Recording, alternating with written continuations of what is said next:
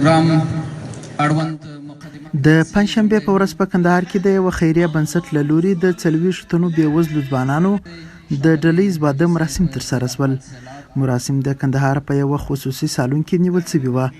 د یاد خیریه بنسټ مشر او په ولسي جرګه کې د کندهار د خلکو استازي سید احمد سیلاب وایي په ودونو کې د زیاتو لګښتونو د مخنیوي او د بېوزلو ځوانانو د لاسنیوي په موخه یې د ځوانانو د ډلهییز واده ترسره کولو پریکړه کړې ده.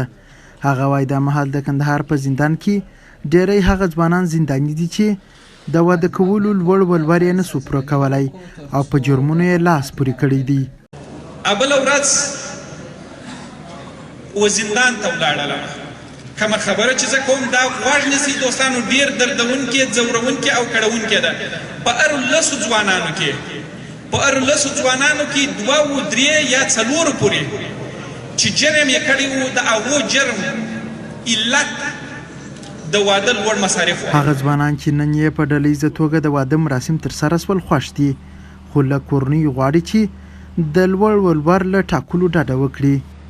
خوشحاله یم ځکه ما د مصارفو د دغه نه شوی کولی چې خپل واده وکړم. نو سره تاسو ته نړۍ مې نه چې سره جرم برابر دی. اوس هم پر هغه سالون کې زموږ انډیوالان ناست دي چې په هلمند کې په 12 لکه کوژده کړې ده، نو چې د پیسو لپاره ورغلي نیور پرېښول واجبه ده. نو دا شانې کار دی چې په ډېر ولورونه دي، هغه به مجبور دي چې سبا به یې غلا کوي یا به بل چم کوي یا به بل چم کوي. په ورته وخت کې د کندهار والي حیات الله حیات وایي د ملي سوداګرو په مرسته د سیلاب خیریه بنسټ له لوري به دغه ډول پروګرامونه له دوی سره د ناوړه دودونو په له منځه وړلو کې مرسته وکړي. په دې ډول پروګرامونه په ټولنه کې هغه بد رواج چې ولور ده د هغې د مخنیوي په پروسه کې موږ سره غټه مرسته کولی شي.